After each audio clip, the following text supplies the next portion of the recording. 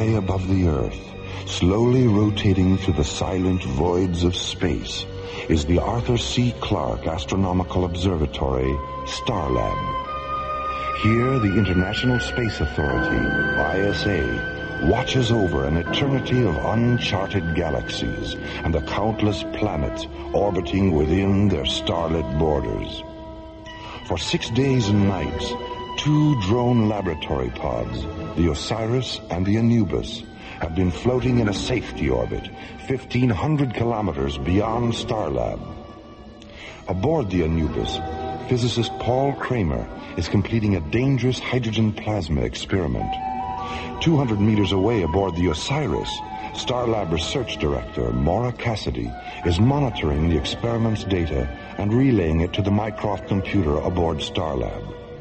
It is July 19th, 2026, 0815 Universal Interstellar Time, as this week's adventure, The Keeper of Eight, takes us from the routine of a deep space laboratory experiment into the mysterious light and shadow of alien worlds.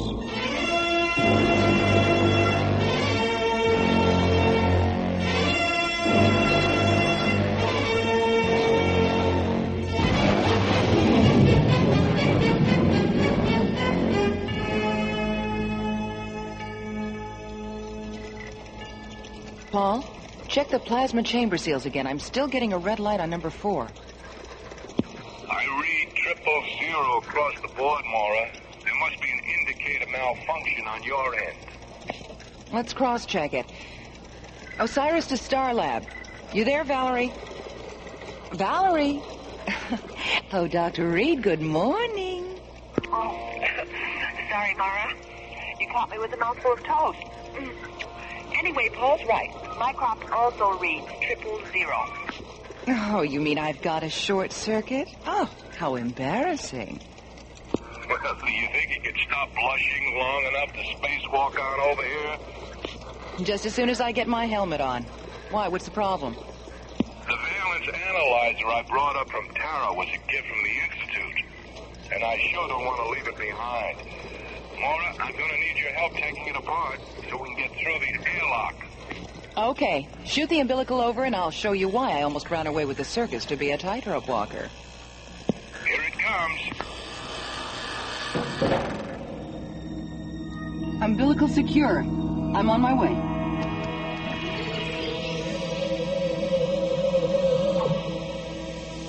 Depressurizing her airlock, Maura swings open the hatch and floats from the zero-gravity interior of the Osiris into the starlit vacuum of deep space. Her tinted glass helmet and metallic yellow pressure suit glittering in the clean white light of the sun. Paul, can you see me? I sure can. Loud and clear. What's so funny? You're upside down. Wait a minute. Maura, I'm reading a ship in the area, 057 and closing. Do you see it? Hold on. Let me get turned around. Yeah. Yes, I see it. It's black. There aren't any markings. The hull is shaped like a bat. Tremendous wingspan. It's moving into a parking orbit directly above us. Something's coiling out of one of those nose vents. Looks like a metallic black snake. Oh, it's moving forward!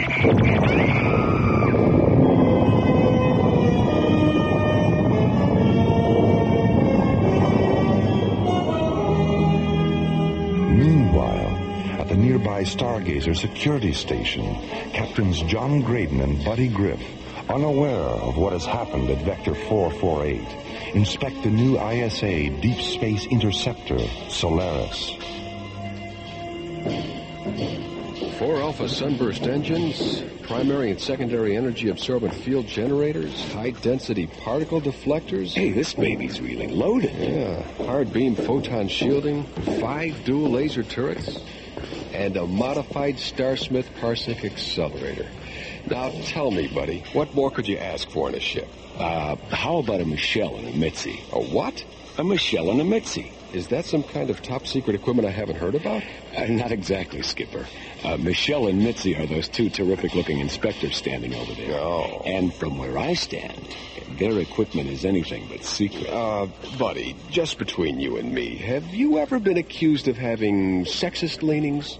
Let me put it this way, Skipper. Attention all paramedic search vessels. This is an emergency rescue alert. Pilots and crews report to the information office in your sector. Captains Graydon and Griff, please contact the bridge. Come on, buddy. Let's use the radio aboard the Solaris. Right.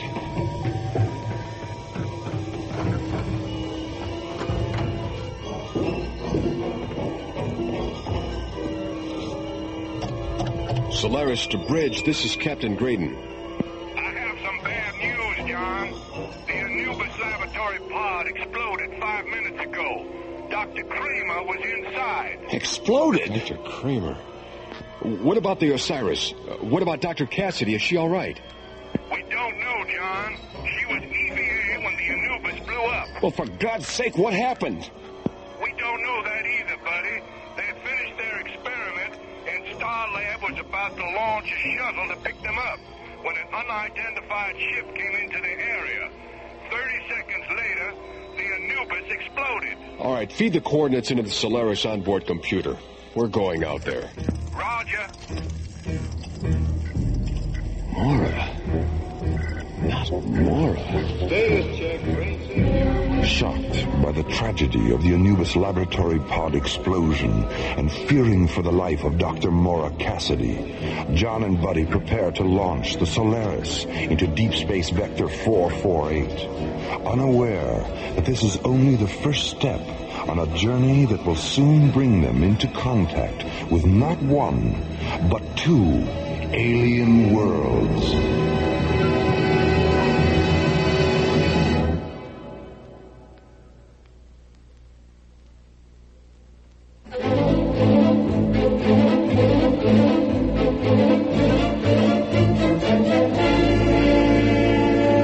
Alien Worlds continues.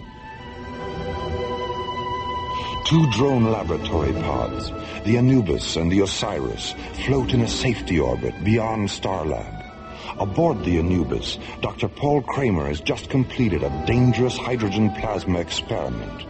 Dr. Mora Cassidy has left the Osiris and is spacewalking between the two pods. Suddenly, an eerie, bat-shaped vessel appears from the dark vacuum of space and lashes out at the Anubis with a gleaming metallic black tongue. The Anubis erupts in a fury of twisting light and shattered metal.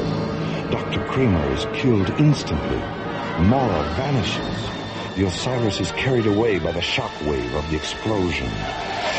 John Graydon and Buddy Griff streak toward the area aboard the Solaris, followed by Stargazer rescue ships. Meanwhile, the mysterious Batwing alien vessel moves into a parking orbit behind the moon.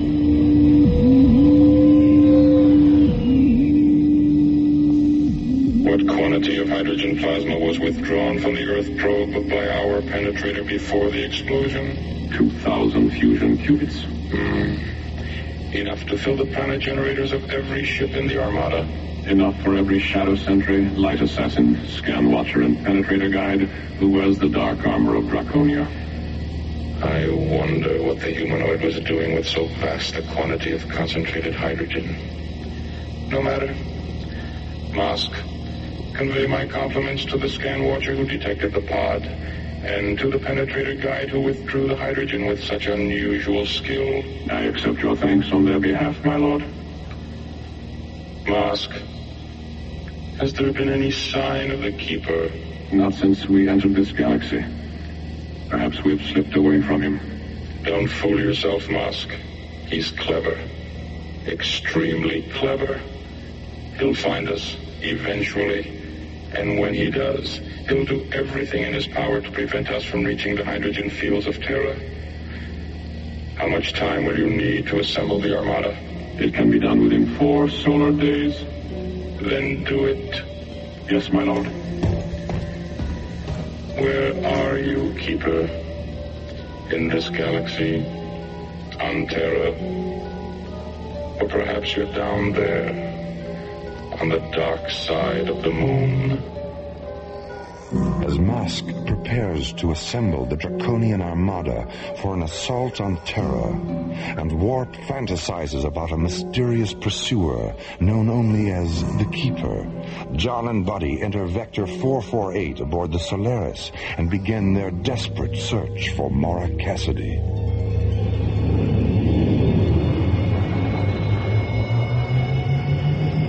Buddy, what's that on screen 6? Take it easy, Skipper. Let's magnify it and have a look. It's the plasma chamber from the Anubis. Damn it. Wait, something's not quite right here, Skipper. What do you mean? The chamber's still intact. If the hydrogen plasma didn't explode, what did? I'll tell you what. I'll stay here and watch the lifeform scanner screen. You get down to the recovery bay and take the chamber aboard with the grapplers.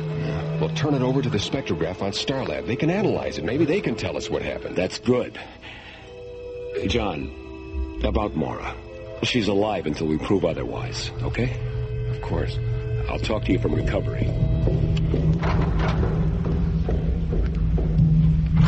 Starlab to Solaris. Solaris, go ahead, Starlab. John, it's Valerie. Anything? We found the plasma chamber from the Anubis. It's completely intact, isn't it? Yes, it is. How did you know? I've been scanning the area on the elemental spectrum analyzers. There isn't a trace of hydrogen plasma residue. Then what caused the explosion? Skipper, get down here. What is it, buddy? The plasma chamber.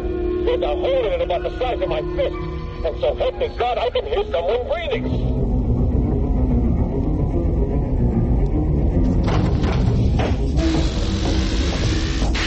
Buddy, Skipper, grab that other pulse wrench off the wall. We've got to get this thing open. Where's the hole? There, on the other side. Listen. Come on, Skipper, come on. Watch out, buddy. Maura! Take your feet, buddy. Easy. Skipper, the whole left side of her helmet is split open. Maura, can you hear me? Get her gloves off and check her fingernails. They're normal, Skipper. No sign of anoxia. Her lips are normal, too. Let's get her out of the suit.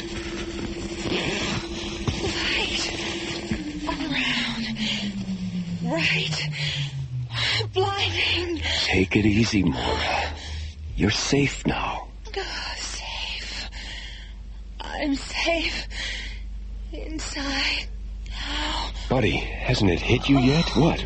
We just took Maura out of a 1-ton plasma chamber, hermetically sealed from the outside, with no way in except through a 6-inch hole. Now, how in the name of God did she get in there?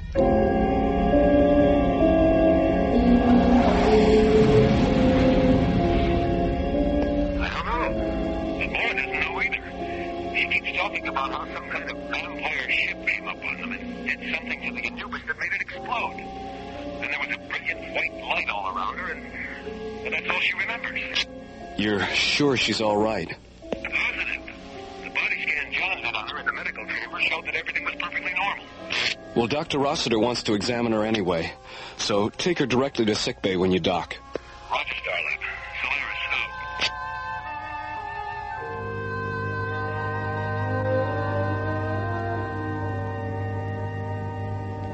I know what Dr. Rossiter said, Maura, but I think you should take it easy for a day or two. John, I feel fine. You better get some rope, Skip. Looks like we're going to have to tie her down. Hi, Maura. How you feeling? Oh, Valerie, am I ever glad to see you. What have you got there, Valerie? Your report. I'd like to go over it with you. Come on, buddy. We've got work to do. We'll be down in Docking Bay 4 if you need us, Maura. All right, see you later.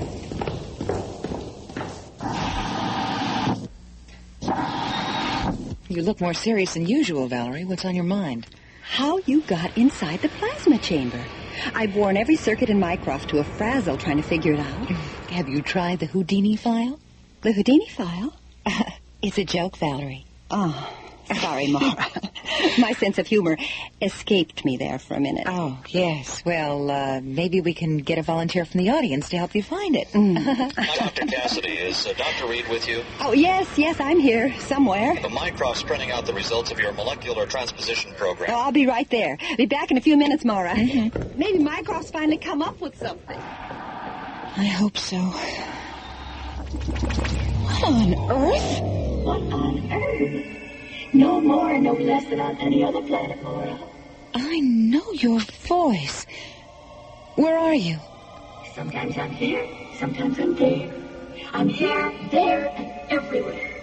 Who are you? My father was infinity. My mother was the light. I am Echo, the keeper of 8. Translucent fragments of cool white light materialize in Mora's quarters and slowly puzzle together to form a calm, shimmering pool of ethereal radiance, free-floating in the center of the room.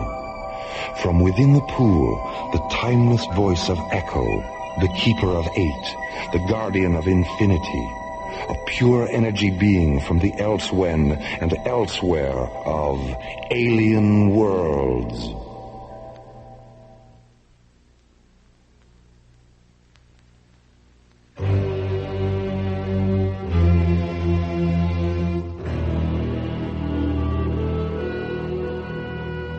Alien Worlds continues. A mysterious alien vampire ship has destroyed the laboratory pod Anubis, killing physicist Paul Kramer. Floating in space near the Anubis, at the moment of its destruction, Mora somehow escapes death and is found by Buddy and John sealed inside a plasma chamber from the Anubis. Her presence there, a logical impossibility. Now, after being taken back to Starlab, alone in her quarters, Mora suddenly finds herself in the presence of Echo, the keeper of 8, a free energy being who has suddenly manifested in the form of a radiant pool of floating light. I am the last of an ancient race of Star Watchers, a refugee from a parallel universe, destroyed in the sub-void annihilation that created the star system. A parallel universe? You mean there used to be more than one? There still are, Mora. Hundreds of them. Beyond the time-space continuum of this one. What are they like? You know that as well as I do. I don't understand. You dream, don't you? Yes, I dream.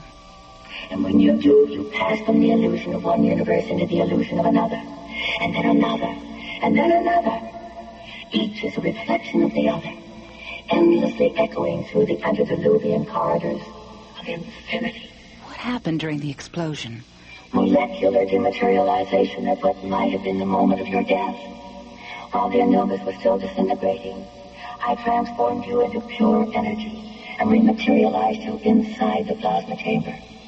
If I hadn't, you would have been killed by the shrapnel debris of the exploding pod. But my helmet was split open. It was struck by a pod fragment an instant before I dematerialized you. I sealed it with thought until the chamber was taken aboard the Solaris. So lucky I happened to be in the neighborhood. Yes, lucky. I don't know what to say. Thank you, Echo. Oh, God, thank you. The vampire ship that killed Dr. Kramer is part of an armada from the Draconian system. They're preparing for an assault on the hydrogen fields of Terra. Hydrogen fields? On Terra? The Draconians are hydrogen gill breathers. Even their economy is hydrogen-based. They trade it among themselves like currency. But, like any system that bases its economy on a single element, there are power struggles, greed, waste. The hydrogen vaults of Draconia are nearly empty, and a civil war is raging throughout their system for control of what remains. They need vast amounts of hydrogen to restabilize themselves, and they intend to take it from the Earth's oceans. Then Paul's death was an accident, wasn't it? Yes.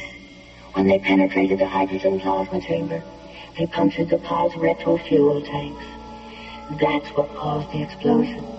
Pure oxygen is one of the most explosive gases in the universe. The Earth would be saturated with it if they removed the hydrogen from our oceans. Echo, how can we stop them? Where's the Armada? What are their weaknesses? I have to leave you now, Mara. Echo! Come back, Echo!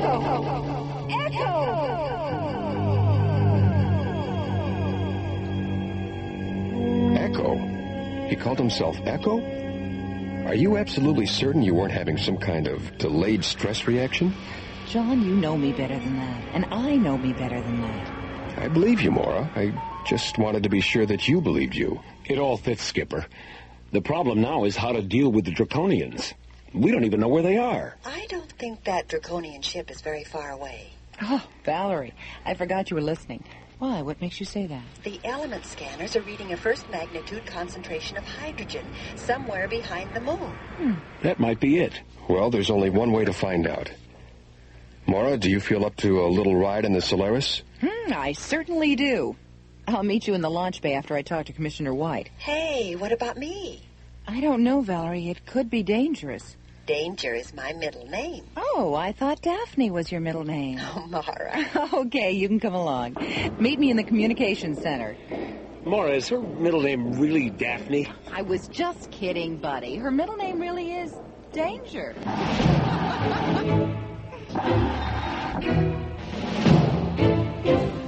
As Mara hurries toward the communications center, John and Buddy enter a pneumatic lift and descend to the launch bay complex located in Starlab's huge central hub.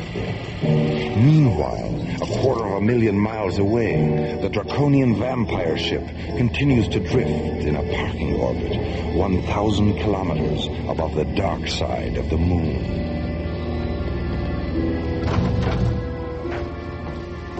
With your permission, my lord. Yes, of course, Musk. My time is yours.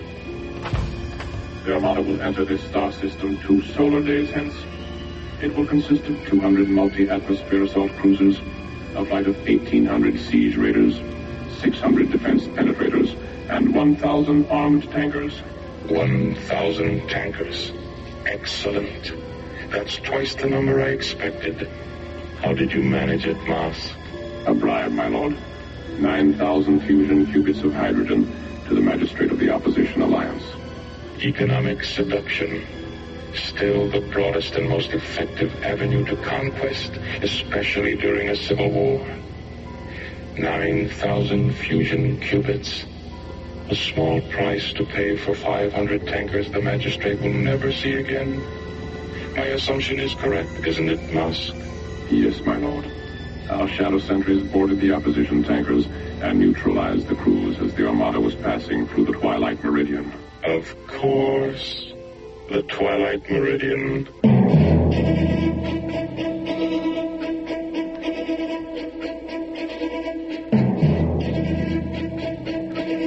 Are you two strapped in back there? Anytime you're ready, John. All set. Okay, buddy. Let's do it. Synchronize all computer functions. We have a positive decoder interlock on all data terminals. Manual launch functions are canceled. Real-time status is 20 seconds to ignition and counting. Buddy, you know we don't know what the Draconians are going to do when they see us. So as soon as we get a fix on their ship, lock in our photon shielding and energy-absorbent field generators, and activate all laser turrets. Okay, Skipper. Come on, Solaris. Let's go! Behind the moon, a Draconian command ship floats in orbit, waiting for the Armada it will lead in a vampire assault against the hydrogen-rich oceans of the Earth. Aboard the Solaris, Buddy, John, Mora, and Dr. Valerie Reed, jetting toward the moon to investigate the bat-winged alien vessel from what they hope will be a safe distance. And somewhere in the starlit spaces between the two ships, Echo, the Keeper of Eight, a pure energy being from a lost parallel universe, an intelligence whose power and wisdom is destined to become the Earth's sole defense in the coming struggle with the darker forces of alien worlds.